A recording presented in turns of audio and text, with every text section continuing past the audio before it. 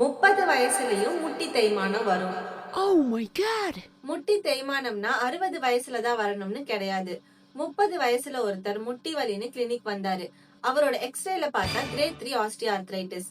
வேற ஒண்ணும் இல்ல, முட்டி தேய்மானம் தான். இது சின்ன வயசுலயே வரத்துக்கு என்ன காரணம்லாம் இருக்கலாம்னு பார்த்தோம்னா, நம்பர் 1 பாடி வெயிட் அதிகமா இருக்கிறது. நம்பர் 2 இதுக்கு முன்னாடி உங்களுக்கு ஏதாச்சும் முட்டில அடிபட்டிருக்கலாம். ஏதாச்சும் சாஃப்ட் டிஷ்யூ இன்ஜுரி இல்ல பிராக்சர், அது மாதிரி முட்டில ஏதாவது அடிபட்டிருக்கலாம். அதனாலயும் உங்களுக்கு தேய்மானம் சீக்கிரமா வரும். Number 3 repetitive stress.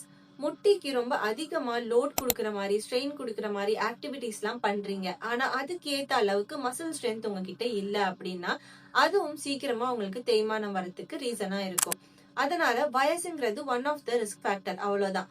ஆனா தேய்மானத்துக்கு அது மட்டும் காரணம் கிடையாது. முட்டி சுத்தி இருக்கிற தசைகள் எல்லாம் ஸ்ட்ராங்கா இருந்தாலே முட்டி தேய்மானம் சீக்கிரமா வராம தவிர்க்கலாம்.